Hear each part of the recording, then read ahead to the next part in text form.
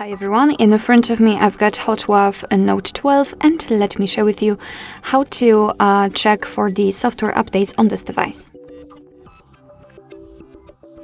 So let's start with the internet connection. It is the most important thing here because thanks to it your device will have a chance to actually search for any kind of updates. So make sure that you've got one and then we can enter the settings. Now let's scroll down to the very bottom to find the system. And as you can see, on the fourth position, we've got System Update.